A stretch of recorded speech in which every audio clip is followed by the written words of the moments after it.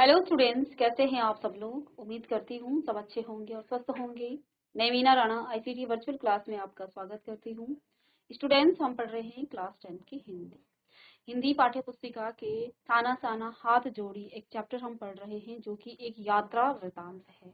मधु कांकरिया जी ने ये लिखा है और अपनी यात्रा वृतांत में वो यहाँ पर हमें बताती हैं कि किस तरह से वो पहाड़ के सिक्किम के जो इलाके हैं वहां पर वो गई, और पूरा डिटेल में यहाँ पर उन्होंने बताया है। इसको हम आगे आज यहाँ से कंटिन्यू करेंगे। तो चलिए इसको थोड़ा पीछे से ही हम स्टार्ट करते हैं। देखिए, वहीं पर घूमते हुए एक सिक्किमी नव युवक ने मुझे बताया कि प्रदूषण के चलते स्नोफॉल लगातार कम होती जा रही है, पर यदि मैं कटाऊ चली जाऊं तो मुझे वहां सर्दियां बर्फ मिल जाएगी। यानी कि वहां के जो सिक्किम के एक नव युवक ने उनको बताया, लेखिका को, कि अभी यहाँ पर जो है जो वायु प्रदूषण है उसके चलते स्नोफॉल कम हो गई है, बर्फ कम गिर रही है, लेकिन यदि आप कटाऊ चले जाओ तो वहां पर आपको शर्त के साथ जो है बर्फ मिलेगी। यानी कि वहां पर 100% आपको बर्फ मिल ही जाएगी। कटाऊ यानी भारत का स्विट्जरलैंड। कटाऊ जो कि अभी तक टूरिस्ट स्पॉट नहीं बनने के कारण सुर्खियों में नहीं आया था, यह अपने प्राकृतिक स्वरूप में ही था।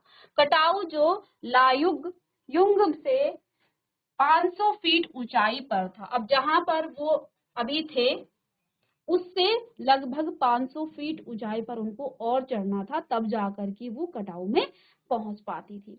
तो अब देखिए, और करीब 2 घंटे का सफर था। नवयुवक वह मुझसे बतिया रहा था, बातें कर रहा था, और उसकी घरवाली अपने छोटे से लकड़ी के घर के बाहर हमें उत्सुकता पूर्वक देख रही थी कि तभी गाय ने आकर बाहर थैले में रखा उसका महुआ गुटुप कर लिया, यानी खा लिया। मीठी झिड़कियां देखकर उसने गाय को भगा दिया था, और उम्मीद, आवेश और उत्तेजना के साथ वह अब हमारा सफर कटाऊ की ओर आगे। कटाऊ का जो रास्ता था वो बड़ा खतरनाक था और उस पर धुंध और बारिश थी। जितेन लगभग अंदाजे से गाड़ी चला रहा था। तो जहां पर धुंध का प्रकोप होता है, धुंध जहां लगी होती है तो पूरा अंधेरा सा छा जाता है, और जितेंद्र जो कि उनकी जीप को चला रहे थे वो जो है गाड़ी को अंदाजे से चला रहे थे। पहाड़, पेड़, आकाश, घाटियां, सब पर बादलों की परत। अब कुछ जो है सब कुछ बादलमय हुआ था, और बादलों को चीर कर निकलती हमारी जीप खतरनाक रास्तों के एहसास से हमें मौन कर दिया था, और उस पर बारिश, एक चूक और सब खल्लास। तो यहाँ पर इतना ही खतरनाक रास्ता था कि यदि बारिश होती और एक चूक होती तो सब कुछ, सारी जीप जो है नीचे खाई में गिर जाती। सांसें रोक के हम धुंध और फिसलन भरे रास्ते पर संभल संभल कर आगे बढ़ती जीप को देख रहे थे। हमारी सांस लेने की आवाजों के सिवा, क्योंकि चारों तरफ जो है धुंध लगी हुई थी, कहती हैं हमारे सांस लेने के सिवाय आसपास जीवन का कोई पता नहीं था। फिर नजर पड़ी बड़े बड़े शब्दों में लिखी एक चेतावनी, if you are married divorce speed. यदि आप मैरिड हैं तो आपको स्पीड को कम करना चाहिए।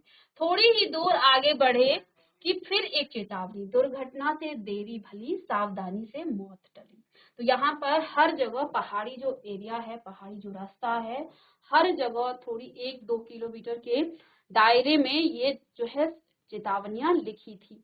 ठीक है, आगे बताती हैं लेखिका कि करीब आधे रास्ते बाद धुंध छटी। अब जब वो आगे बढ़े तो करीब जब आधे रास्ते वो चले गए थे तो धुंध वहां से छटी, और साथ ही सृष्टि और हमारे बीच फैला जो सन्नाटा था वो भी हट गया। क्योंकि जब धुंध लगी हुई थी तो एक सन्नाटा सा छा गया था इनके बीच में। तो कहते हैं कि ये सन्नाटा भी, क्योंकि डर गए थे वो लोग।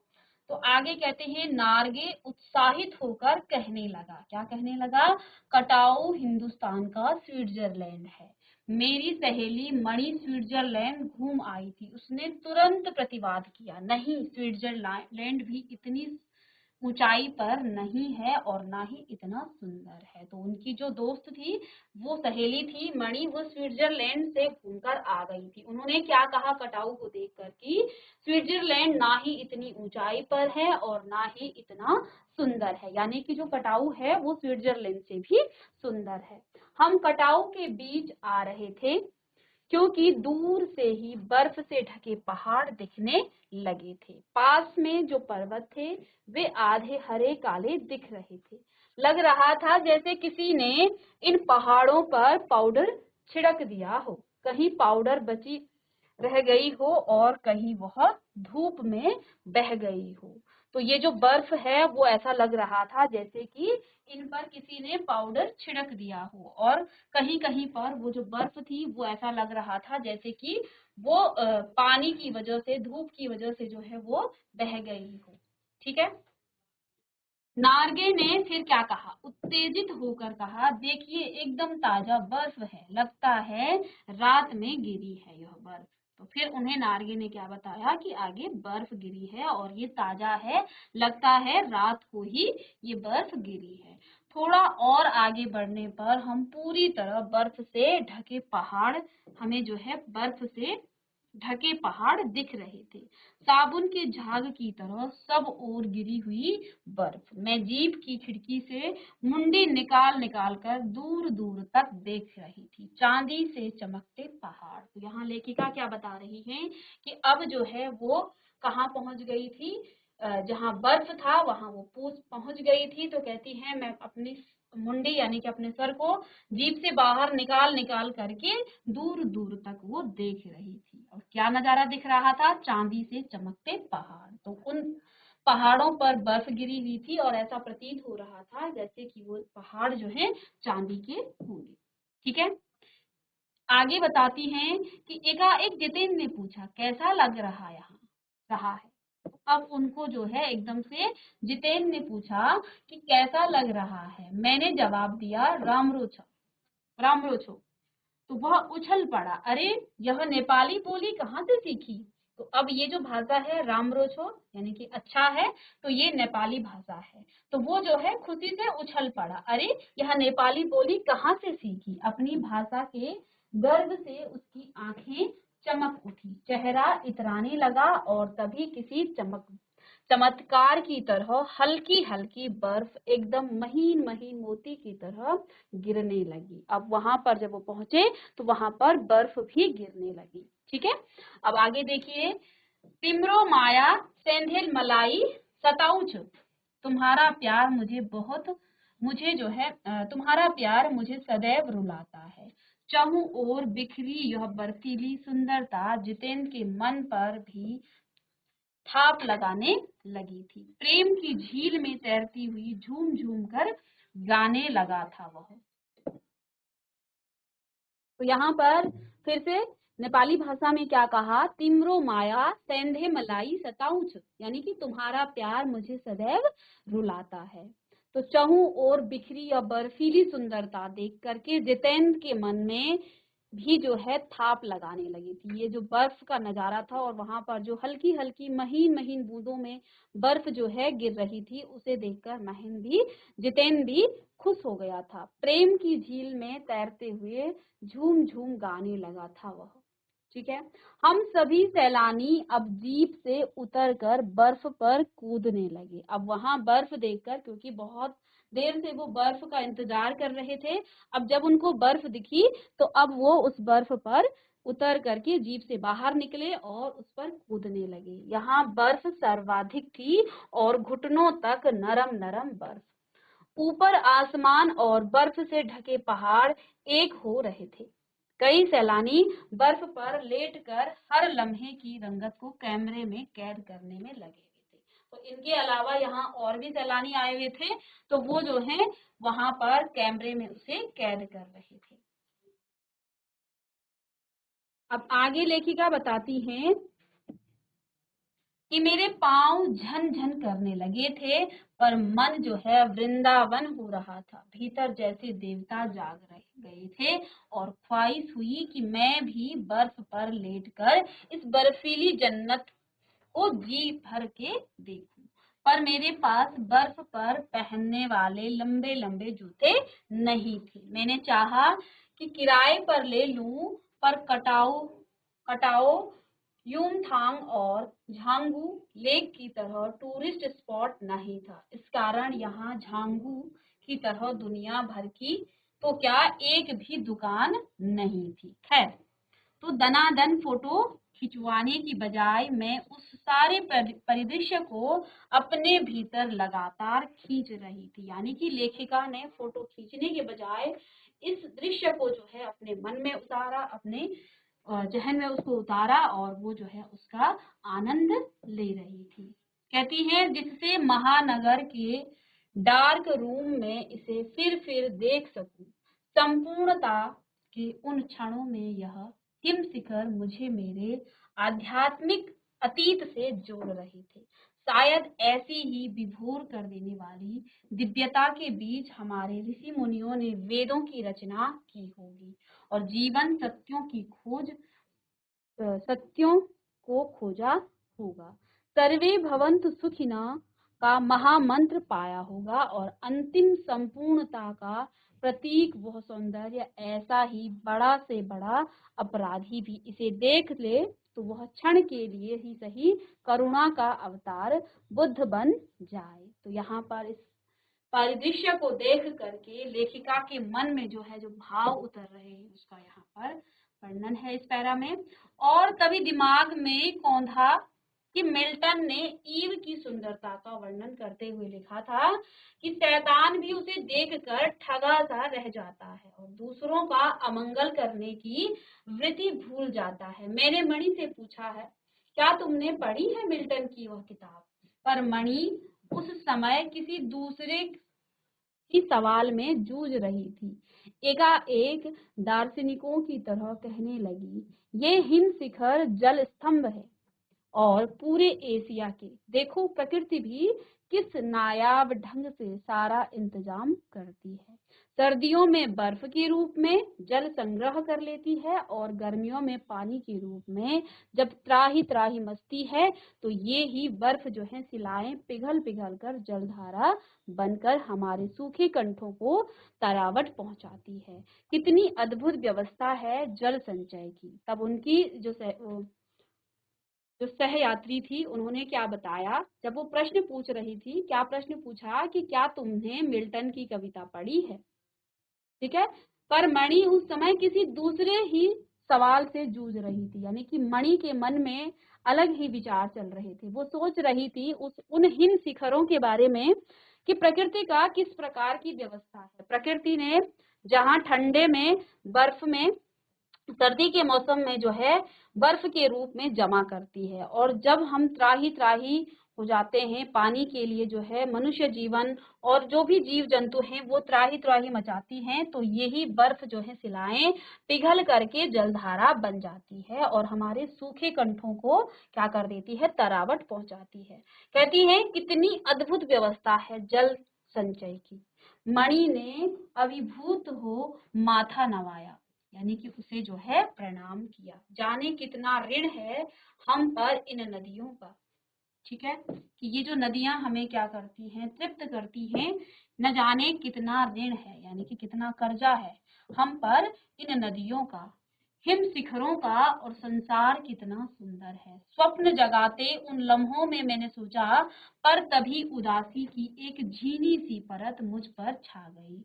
उड़ते बादलों की तरह पत्थर तोड़ती उन पहाड़ियों का ख्याल आ गया। अब इस ख्याल के बीच में तब उनके मन में जो है एक जो है दूसरी सोच उन पहाड़ियों के प्रति कि जहाँ प्रकृति का एक सुंदर सी व्यवस्था प्रकृति ने हम लोगों के लिए किया है, वहीं उन पहाड़ियों की जो है सोच और उनका ख्याल जो है किसके, इनके मन में आ गया। आत्मा की अनंत परतों को छीलता हुआ हमारा यह सफर थोड़ा और आगे बढ़ा, यानी कि अब वो थोड़ी सी और आगे बढ़े। तभी देखा इक्की दुक्की फौजी छावनियां, तो वहां उनको फौजी छावनियां दिखी। ध्यान आया यह बॉर्डर एशिया है। ठीक है, थोड़ी दूरी पर ही चीन की सीमा है। एक फौजी से मैंने कहा, इतनी कड़कड़ाती ठंड में उस समय तापमान -15 डिग्री सेल्सियस था, आप लोगों को बहुत तकलीफ होती होगी। तो वह हंस दिया और एक उदास हंसी।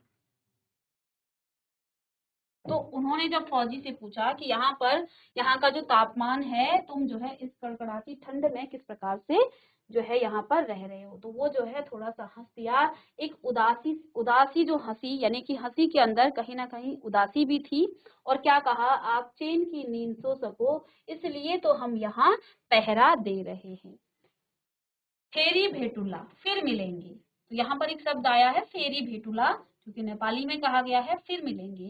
कहते हुए जितेंद्र ने जीप चालू कर दी। अब जो है वो थोड़ी और आगे बढ़े।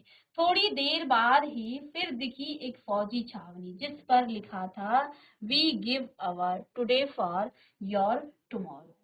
तो मन उदास हो गया, भीतर कुछ पिघलने लगा और महानगर में रहते हुए कभी ध्यान ही नहीं आया कि जिन बर्फीले इलाकों में बैसाख के महीने में भी 5 मिनट में ही हम जो है ठिठुरने लगे थे, हमारे ये जवान पोष और माघ में भी, जबकि सिवाय पेट्रोल के सब कुछ जो है जम जाता है, तैनात रहते हैं। अब जो है उनकी मन में जो है उन फौजियों के लिए क्या आ गई, दया का भाव आया कि जहां अब ये जो है अप्रैल के महीने में गए थे यहाँ, लेकिन अब कहते हैं कि जहां हम जो है अप्रैल के महीने में कि यहाँ बैसाख का जो महीना होता है कि महीने में ये हाल है, तो ठंड में जो पौष का महीना है और माघ का महीना है उस समय इन लोगों का क्या हाल होता होगा। ठीक है।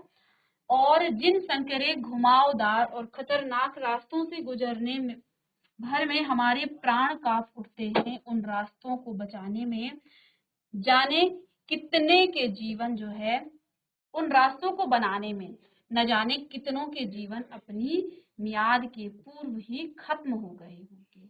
तो जिन रास्तों को जाने में ही उनको इतना डर लग रहा है, अब इसको इन रास्तों को बनाने में न जाने कितने ही लोगों ने अपने जीवन का बलिदान दिया होगा। मेरे लिए ये यात्रा सचमुच ही एक खोज यात्रा थी। तो लेखिका ने यहाँ क्या बताया कि मेरे लिए सचमुच ये रास्ता जो है, ये जो यात्रा इन्होंने की, ये एक खोज यात्रा थी। पूरा सफर चेतना और अंतरात्मा में हलचल मचाने वाला था। बहरहाल अब हम लायुग युंग वापस लौटकर फिर यूमथांग की ओर चले गए। अब वहां से वो वापस आए और फिर से वो यूमथांग की ओर चले। जितेंद्र कुछ दिन पूर्व ही नेपाल से ताजा ताजा आया था और यूमथांग की घाटियों में एक नया आकर्षण और जुड़ गया था। ढेरों ढेर प्रयुता प्रियुता और रूडोडेंड्रो के फूल। जितेंद्र बताने लगा, बस 15 दिनों में ही देखिएगा पूरी घाटी फूलों से इस कदर भर जाएगी कि लगेगा फूलों की सेज सजी हो। ठीक है। तो वो बता रहे हैं यहाँ रास्ते अपेक्षाकृत चौड़े थे। अब जहाँ वो जा रहे हैं आगे, तो कहती हैं यहाँ पर जो रास्ता है वो ऊपर जहाँ से वो आए थे उसकी अपेक्षाकृत यहाँ पर क्या थे, उसकी तुलना में यहाँ पर रास्ते चौड़े थे। इस कारण खतरों का एहसास कम था। इन घाटियों में कई बंदर भी दिखे, कुछ अकेले तो कुछ अपने बाल बच्चों के साथ। बहरहाल घाटियों, वादियों, पहाड़ों और बादलों की आंख मिचोली दिखाती पहाड़ी कबूतरों को उड़ाती हमारी जीप जब यूमथांग पहुंची तो हम थोड़े निराश हुए। बर्फ से ढके कटाऊ के हिम शिखरों को देखने के बाद अब यूमथांग थोड़ा फीका लग रहा था। अब वो कटाऊ से आकर के यूमथांग फिर से पहुंच गए थे और कटाऊ में क्योंकि वहां पर तो हिम शिखरों से पूरे पहाड़, पूरा जो है वहां का वातावरण भरा हुआ था, अब उनको यहाँ पर यूमथांग थोड़ा सा फीका लग रहा था और यह भी एहसास हुआ कि मंजिल से कहीं ज्यादा रोमांचक होता है। ठीक है। मंजिल तक का सफर। अब कहते हैं, बहरहाल यूमथांग में चिप्स बेचती एक सिक्किमी युवती से मैंने पूछा कि क्या तुम सिक्किमी हो? तो उसने क्या कहा, नहीं मैं इंडियन हूँ, उसने जवाब दिया। तो उसने क्या कहा कि मैं इंडियन हूँ। सुनकर बहुत अच्छा लगा। सिक्किम के लोग भारत में मिलकर बहुत खुश हैं। जब सिक्किम स्वतंत्र रजवाड़ा था तब टूरिस्ट उद्योग इतना नहीं फला फूला था। हर एक सिक्किमी भारतीय आबोहवा में इस कदर घुल मिल गया कि लगता ही नहीं कि कभी सिक्किम भारत में नहीं था। तो सिक्किम जो है पहले भारत से अलग था, बाद में ये भारत के राज्यों में आया था। जीप में बैठने को हुए तो एक पहाड़ी कुत्ते ने रास्ता काट दिया। मणि ने बताया कि ये पहाड़ी कुत्ते हैं, ये भौंकते नहीं हैं, ये सिर्फ चांदनी रात में ही भौंकते हैं। तो अब उनको एक रास्ता जो है एक कुत्ता जो है उनकी आगे से गया, काटने का मतलब उनकी जीप के आगे से वो गुजरा। तो फिर मणि ने क्या बताया कि ये जो है पहाड़ी कुत्ते हैं और ये भौंकते नहीं हैं, ये सिर्फ और सिर्फ चांदनी रात में भौंकते हैं। क्या विस्मय और अविश्वास से मैं उसे सुनती रही। तो उनको विश्वास नहीं हुआ कि ये चांदनी रात में क्यों भौंकते हैं। क्या समुद्र की तरह कुत्तों पर भी पूर्णिमा की चांदनी कामनाओं का ज्वार भाटा जगाती है। खैर, लौटती यात्रा में जीप में भी जितेंद्र हमें रकम रकम की जानकारी देता रहा, यानी कि हर जगह की वो जानकारी देता रहा। मैडम, यहाँ एक पत्थर है जिस पर गुरु नानक के फुटप्रिंट हैं।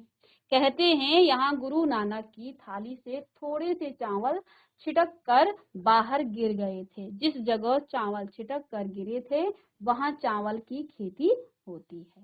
तो यहाँ पर फिर उन्होंने आगे एक स्थान के बारे में बताया। क्या बताया कि यहाँ पर गुरु नानक के फुटप्रिंट हैं। कहते हैं यहाँ गुरु नानक की थाली से जो है थोड़े से चावल छिटक कर बाहर गिर गए थे। जिस जगह चावल छिटक कर गिरे थे वहां चावल की खेती होती है। अब आगे बताया उन्होंने कि करीब 3-4 किलोमीटर बाद ही उसने फिर उंगली दिखाई। मैडम, इसे जो है खेदुम कहते हैं। यह पूरा लगभग जो है 1 किलोमीटर का एरिया है। अब उन्होंने एक स्थान के बारे में आगे फिर बताया लेखिका को, इसको क्या कहते हैं, खेदुम कहते हैं। यहाँ पर ये पूरा 1 किलोमीटर का एरिया है। यहाँ देवी देवताओं का निवास है और यहाँ जो गंदगी फैलाएगा वह मर जाएगा। तुम लोग पहाड़ों पर गंदगी नहीं फैलाते। तो अब उन्होंने प्रश्न किया कि तुम लोग, यहाँ पर कहा जा रहा है कि जो यहाँ गंदगी फैलाएगा वो यहाँ मर जाएगा। तो फिर उन्होंने पूछा लेखिका ने कि तुम लोग पहाड़ों पर गंदगी नहीं फैलाते। उसने जीभ निकालते हुए कहा, नहीं मैडम, पहाड़, नदी, झरने, हम इनकी पूजा करते हैं। इन्हें गंदा करेंगे तो हम मर जाएंगे। तो ये कहावत वहां की थी। तभी गैंगटॉक इतना सुंदर है, मैंने कहा। तो लेखिका ने कहा कि अच्छा, तभी ये जो गैंगटॉक है ये इतना सुंदर तभी है, तुम लोग इसको गंदा नहीं करते हो। गैंगटॉक नहीं मैडम, गंगटोक कहिए। इसका असली नाम गंगटोक है। गंगटोक का मतलब है पहाड़। तो फिर जो है जितेंद्र ने उनको बताया, इसको गैंगटॉक नहीं बल्कि इसको गंगटोक कहिए। ठीक है, इसका जो मीनिंग है, इसका जो मतलब है, उसका मतलब है पहाड़। मैं कुछ पूछती कि फिर चालू हो गया। मैडम, यूमथांग भी पहले टूरिस्ट स्पॉट नहीं था। अब लेखिका कह रही हैं कि मैं उससे कुछ और पूछती, वो फिर से चालू हो गया, यानी उसने बोलना स्टार्ट किया। उसने क्या कहा कि मैडम, यूमथांग भी पहले टूरिस्ट स्पॉट नहीं था।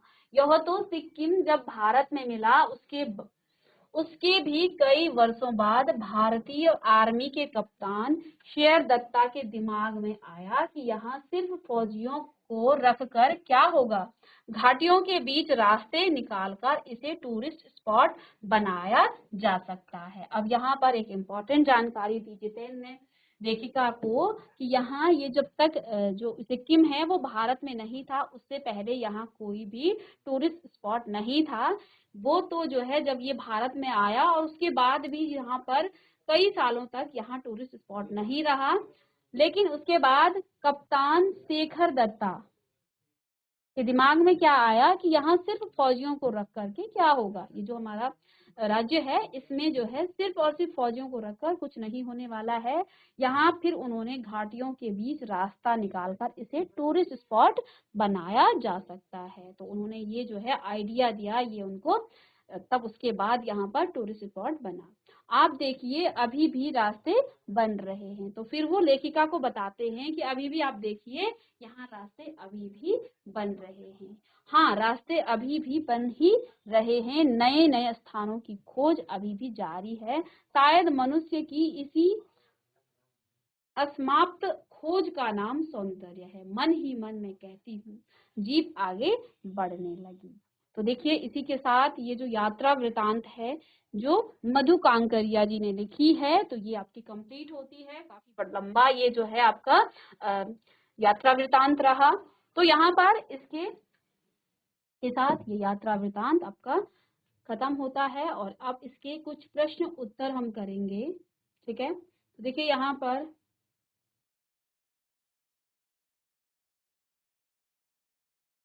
चलिए, तो देखिए इसके प्रश्नों को हम यहाँ पर अब चलिए, तो देखिए यही इन्हीं के प्रश्न थे ये। पहला प्रश्न है कि झिलमिलाते सितारों की रोशनी में नहाया गंतोक लेखिका को किस तरह सम्मोहित कर रहा था। तो यहाँ इस यात्रा वृतांत के ही प्रश्न उत्तर हम करेंगे। तो मधु कांकरिया जी ने ये यात्रा वृतांत लिखा है जिसमें उन्होंने सिक्किम की जो पहाड़ी और वहां का जो इलाका है उस सौंदर्य का वर्णन किया है। ठीक है, तो अब इसी के प्रश्न आप यहाँ पर लिखिएगा। पहला प्रश्न कि झिलमिलाते सितारों की रोशनी में नहाया गंगटोक लेखिका को किस तरह सम्मोहित कर रहा है।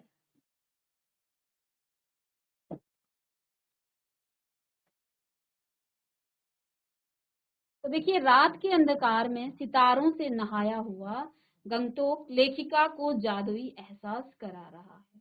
उसे यह जादू ऐसा सम्मोहित कर रहा है कि मानो उसका अस्तित्व स्थगित सा हो गया हो, यानी कि जो उसका जो अस्तित्व है वो रुक सा गया है और सब कुछ जो है अर्थहीन सा था। उसकी चेतना शून्य को प्राप्त कर रही थी और वह सुख की अतीन्द्रियता में डूबी हुई थी और उस जादुई उजाले में नहा रही थी जो उसे आत्मिक सुख प्रदान कर रहा था। इसका उत्तर लिखिएगा।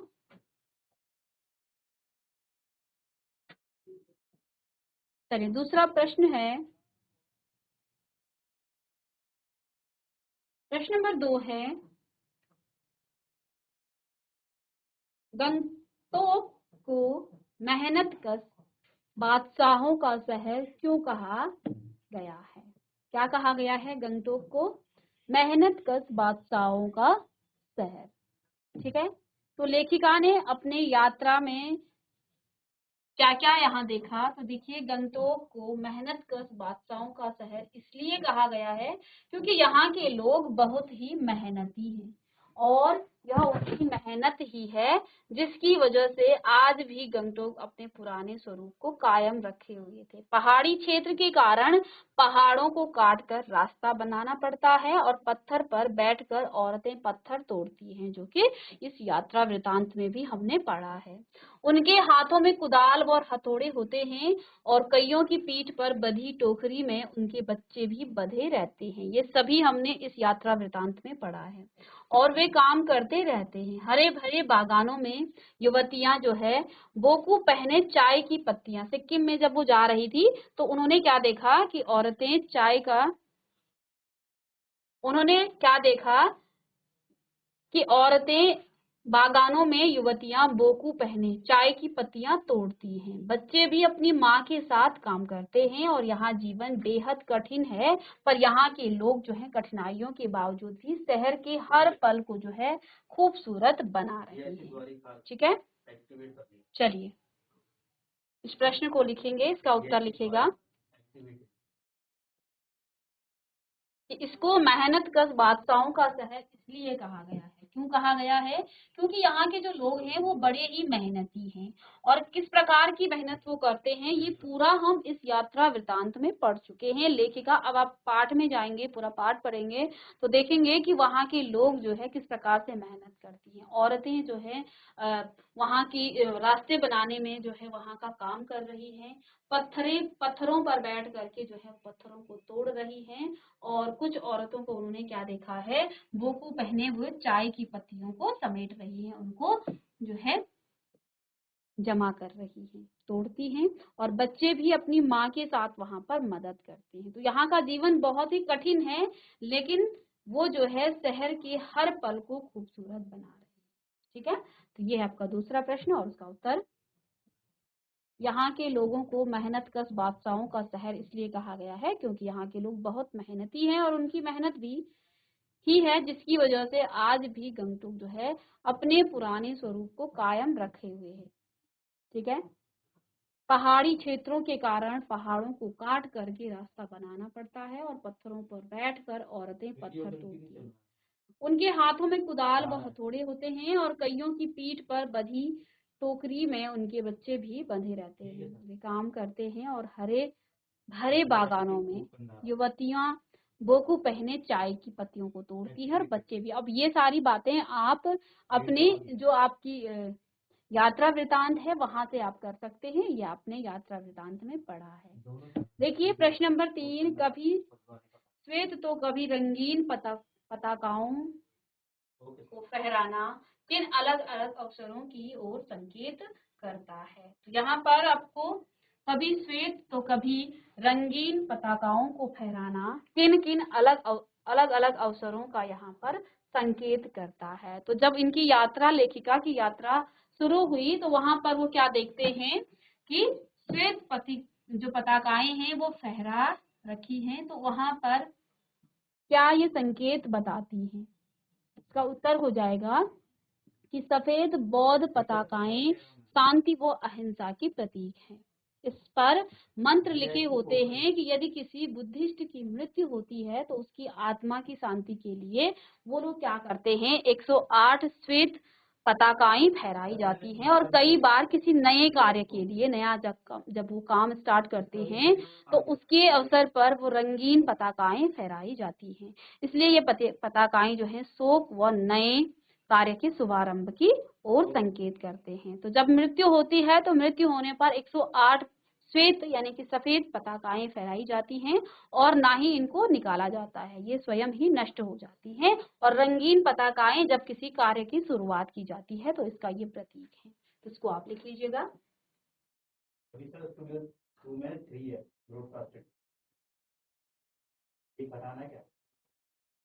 यहाँ पर जो श्वेत पताकाएं हैं वो शांति का प्रतीक हैं, अहिंसा का प्रतीक है। और साथ में जो रंगीन पताकाएं हैं वे किसी नए काम की शुरुआत के लिए फहराई जाती है। ठीक है। और श्वेत पताकाएं जब किसी बुद्धिस्ट की क्या हो जाती है, मृत्यु हो जाती है, तो तब श्वेत पताकाएं, और वो भी 108 श्वेत पताकाएं फहराई जाती हैं। नए काम की शुरुआत करने पर यहाँ पर रंगीन पताकाएं फहराई जाती हैं। तो इस प्रश्न का उत्तर लिखिएगा। ठीक है। अब इसके नेक्स्ट प्रश्न हम नेक्स्ट लेक्चर में करेंगे। तो आज की लेक्चर में हमने इस जो आपका यहाँ पर यात्रा वृतांत है, जो यहाँ पर साना साना हाथ जोड़ी, ये हमने पूरा किया, साथ में कुछ प्रश्न इसके किए। मिलते हैं नेक्स्ट लेक्चर में इसके प्रश्नों के साथ। तब तक के लिए thank you and have a nice day.